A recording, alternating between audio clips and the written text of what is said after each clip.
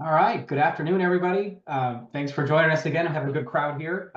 It's Adam from Fairoaks IT again, and we are about to dive into our second bite-sized training, our monthly 15-minute, hopefully informative training sessions that we've started here. And our goal is to do one a month here, and this is our second one. Had a really good session. I guess I'll start by recapping our last one. A really good session last month on Microsoft Copilot and what that is capable of, and what that can help you with in your job, with your business.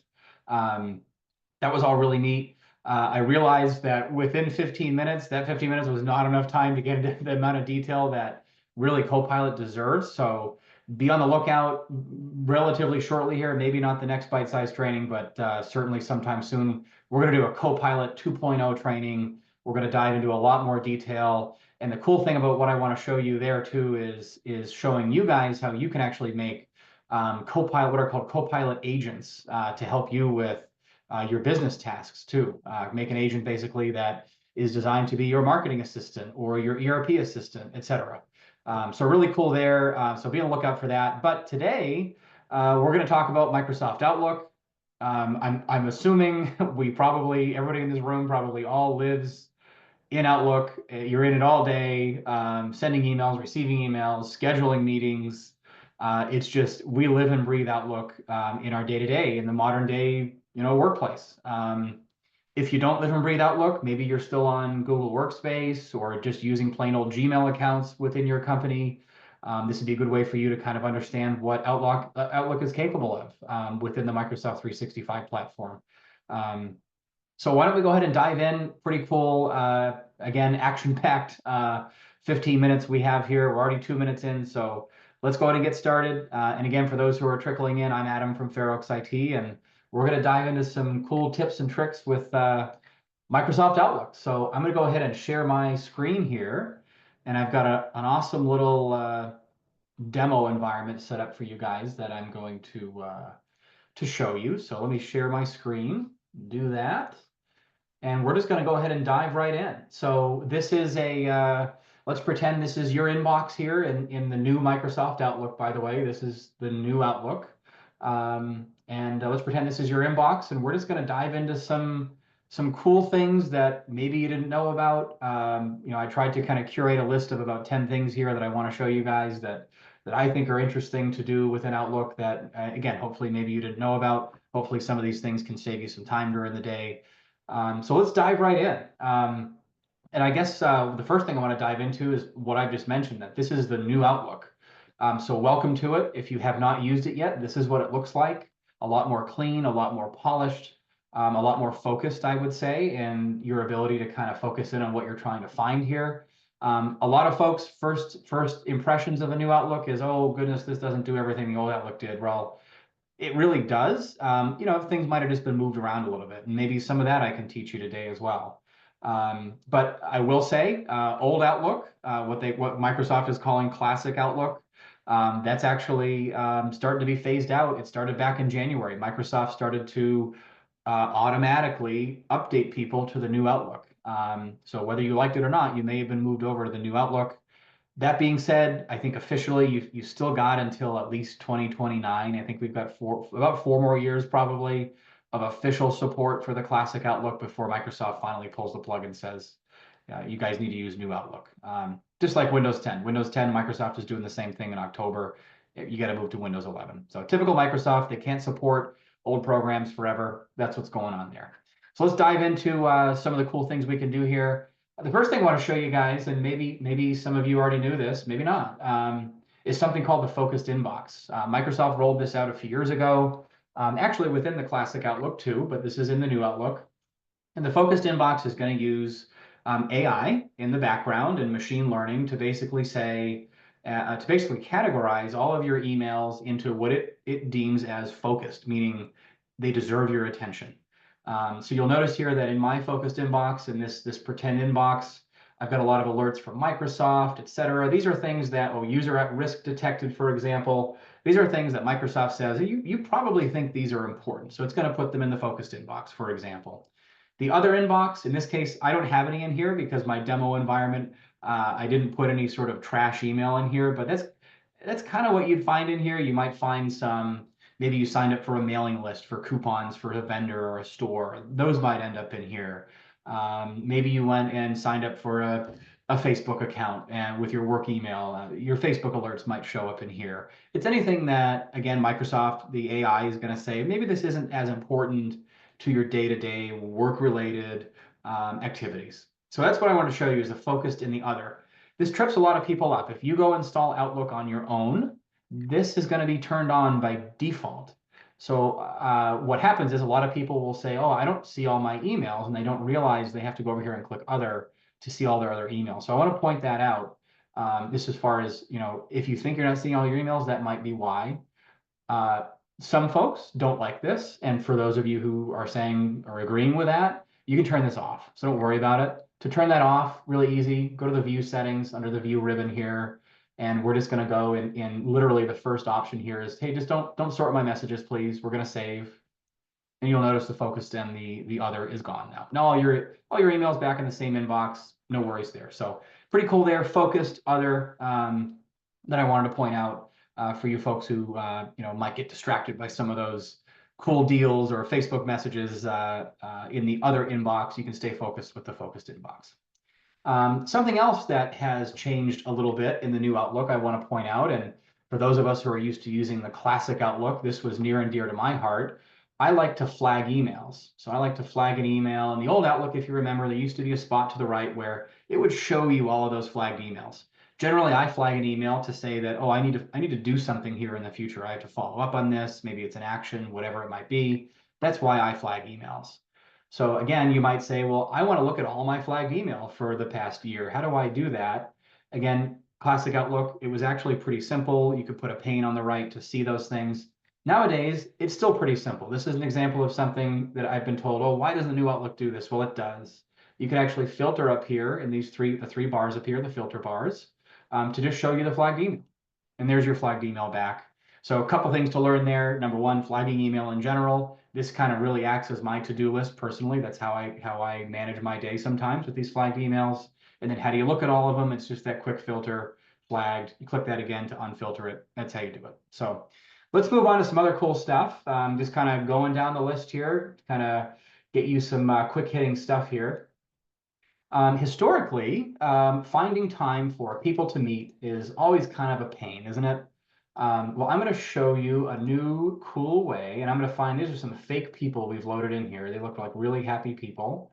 I'm going to show you a pretty cool way to go ahead and find availability for folks and have people actually vote on what times work best for them. I'm just going to come up with sort of a fake email here, and I'm going to insert what they call a scheduling poll now. This is a cool feature in the new Outlook. Go ahead and click the scheduling poll once you've identified who the email is going to and typed it out. And I'm going to go in here and I'm just going to pretend like I'm going to schedule a meeting for maybe later this afternoon. And I don't really care as the sender when we do it, but maybe it's 3:30, 4, or 4:30. Okay, those are 4 choices. First of all, it's going to tell me if these other people, if they're in your organization, are available. It looks like they are, but maybe there's some reason why one of them doesn't want to meet at a certain time. So this is going to actually send out and create a poll for these people to vote on when they want to meet. Other cool things in here, if they reach consensus, this is actually automatically going to schedule the meeting too, which is really neat. So I'm going to create that poll. It's going to pop it into the email message here, send it along. Now those 3 folks I sent it to will vote. If everybody agrees, the meeting will automatically get scheduled and off we go. So big time savings. Remember the old days of emailing, are you free here? Are you free here? Right? That was a big pain. So no need to do that anymore. Pretty cool. What else here? One of the other things I want to show you is something called quick steps. And quick steps are pretty neat things that can save you time as you are moving through your day in your email. I'm actually going to delete this. A quick step is something in the home ribbon here that you can go to the quick steps menu to do. And what you're going to do here is you'll be able to actually automate, for example, some things you might want to do with your email.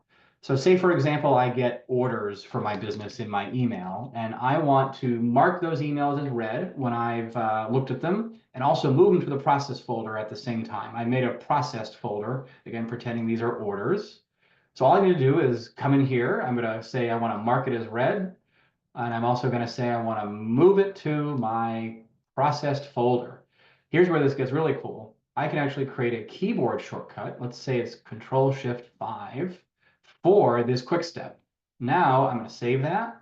When I go over here, I'm going to select an email. I know you can't see my keyboard, but I'm just simply going to hit Control-Shift-5.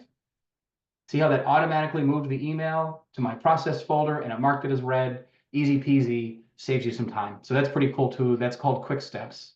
One other thing I want to show you here visually. A lot of people on their iPhones now, they put them into dark mode. I want to show you something really cool here about that.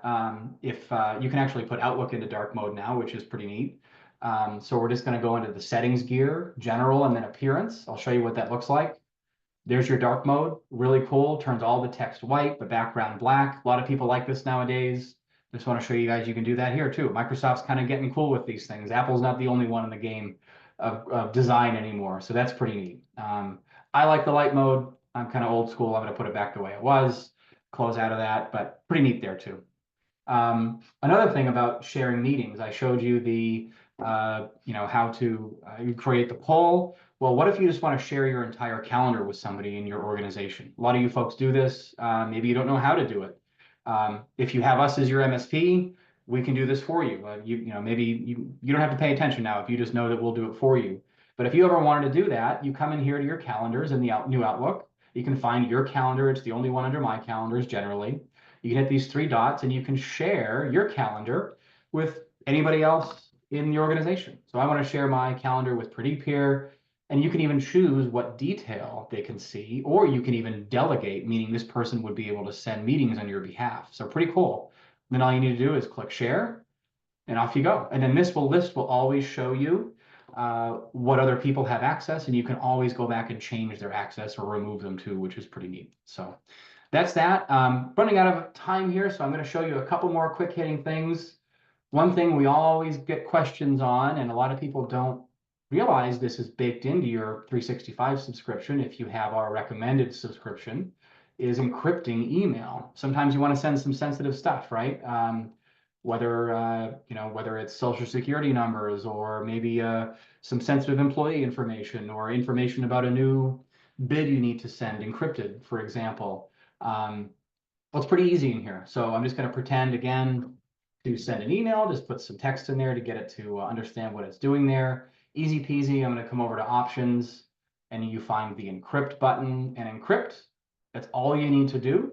I can send this email now, literally end-to-end encryption. When the other person gets it, it's fully encrypted. If you send it to another Microsoft customer, it automatically decrypts it for them when they open it. If you send it to somebody with maybe a Gmail, they get a quick and easy way. They click a link, they get a code, they can read the email. Really easy to use, and it's baked into your subscription. You don't have to pay for another third party to do those kind of things. So pretty neat there. Pretty neat thing to do. So other than that, I want to show you one more kind of quick hitting thing I like to do. I've been doing this all the time now. Let's pretend I'm going to send an email to Patty.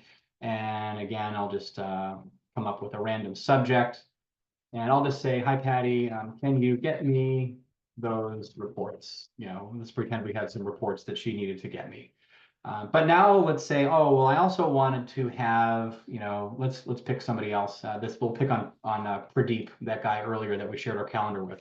Let's say I also want him to do something with the reports, analyze them or something. Well, cool thing is I don't have to go add him up here anymore. I can actually what's called @ him. So I'm going to hit the @ sign and find his name.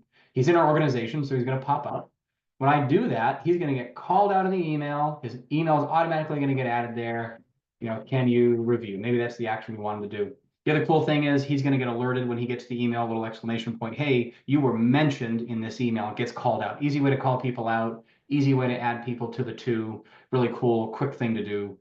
Very neat. So that's the end of sort of some of the quick hitting tips I wanted to show you guys.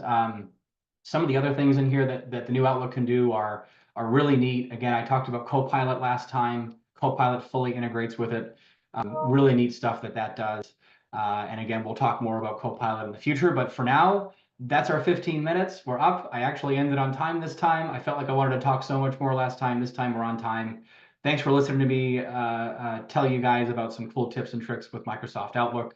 Any questions at all, shoot me an email, give us a ring, and we'll help you out. So thanks for your time today, guys, and thanks for joining and spending the 15 minutes with us. Really appreciate it. We'll talk with you later. See ya.